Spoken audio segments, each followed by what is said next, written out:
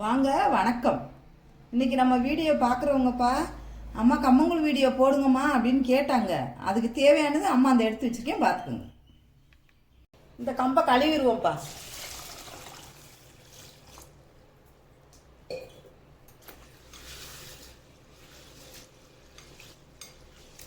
இந்த கம்பை இந்த கழுவியாச்சுப்பா. இந்த மிக்சியில் அள்ளி வைக்கிறேன். இந்த பார்த்துக்கணும், மிக்சியில் போட்டு அரைச்சிக்கிறணும். இது வந்து 1/2 கிலோ கம்புப்பா. அம்மா அளவு எடுத்து வச்சுருக்கிறது 1/2 கிலோ. இந்த அரைச்சி எடுத்துகிட்டு வந்தாச்சுப்பா. இந்த அரைக்கு பாருங்க, இப்படி அரைச்சிக்கிறணும்.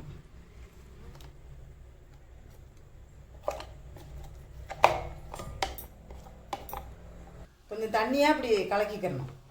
ரொம்ப கட்டியாக இருந்தால் கட்டி விழுந்துரும்பா. அதுக்காண்டி கொஞ்சம் கொஞ்சம் இப்படி தோசை மாவு பார்த்துக்கு கலக்கிங்க. இந்த பானை வச்சுருவோம். இந்த தண்ணி ஊற்றிடுவோம்ப்பா. ஒரு சொம்பு தண்ணி ஊற்றிருக்கேன். இந்த தயிர் 200 ஊற்றிருக்கேன்பா.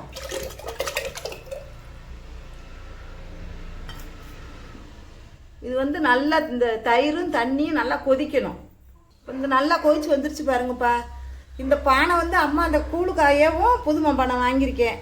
இந்த பானை வந்து 200 ரூபாப்பா. பானையும் மூடியும் கொஞ்சம் ஊற்றி கிண்டிடுவோம்ப்பா. இந்த ஊற்றுறேன், பார்த்துக்கோங்க. இப்படியே ஊற்றி கிண்டிக்கிட்டே இருக்கணும். ஊற்றி கிண்டிக்கிட்டே இருந்தால் தான் கட்டி விழுகாதுப்பா. இல்லைன்னா லைட்டாக 1-2 கட்டி விழுந்துடும். அதுக்காக நம்ம இப்படி கிண்டிக்கிட்டே இருக்கணும். இல்லை இருக்கா, தோசை மாவு பதத்துக்கு கரெக்டாக இருக்கு பாருங்க. கிண்டிக்கிட்டே இருக்கணும் கொஞ்சம் நேரம். இந்த தேவையான உப்பு போட்டுருவோம்ப்பா. இந்த போ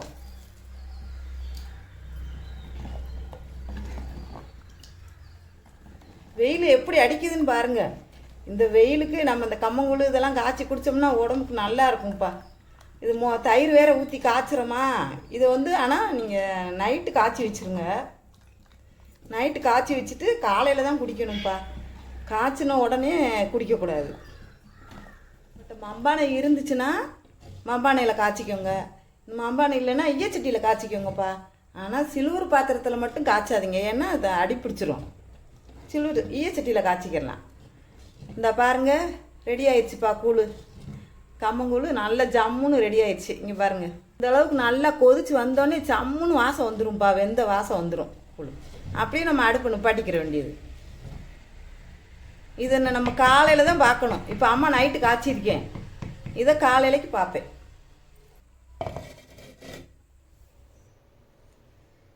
நம்ம நைட்டே காய்ச்சி வச்சுருந்தோம்லப்பா. இப்போ காலையில் இந்த ஓப்பன் பண்ணி பார்க்க போகிறேன். பாருங்கள் எப்படி இருக்குன்னு பாருங்கள். அவ்வளோதான், கம்மங்கூழ் ரெடி ஆயிடுச்சு. இப்போ இந்த அம்மா கூழ் எடுத்து கரைக்க போகிறேன்ப்பா. இங்கே பாருங்கள் எவ்வளோ கட்டியாக இருக்குன்னு பாருங்கள்.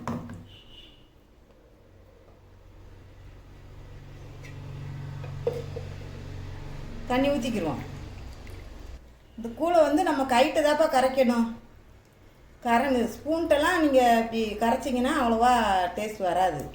நம்ம கைட்டை கரைச்சிக்கிட்டோம்னா நல்லா கைமணம் நல்லாயிருக்கும். இப்படி உங்கள் வீட்டில் வந்து இருக்கிற பெரிய அளவுக்கு இந்த மாதிரி கூழை காய்ச்சி இப்படி இங்கே எடுத்து கரைச்சி கொடுங்க. உங்களுக்கு நல்ல ஒரு பேர்ப்பா. அந்த வீட்டில் இருக்கிறவங்களுக்கு நம்ம பிள்ளைங்க அப்படி செய்கிறாங்கன்னு உங்களுக்கு ஒரு பேர்.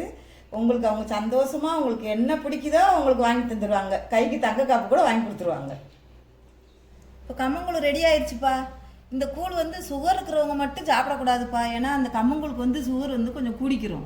மற்ற குழந்தைகள்லேருந்து பெரிய ஆள் வரைக்கும் மற்ற எல்லாருமே சாப்பிட்லாம்.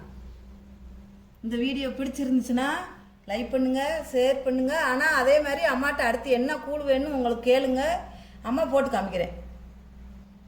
நன்றி, வணக்கம்.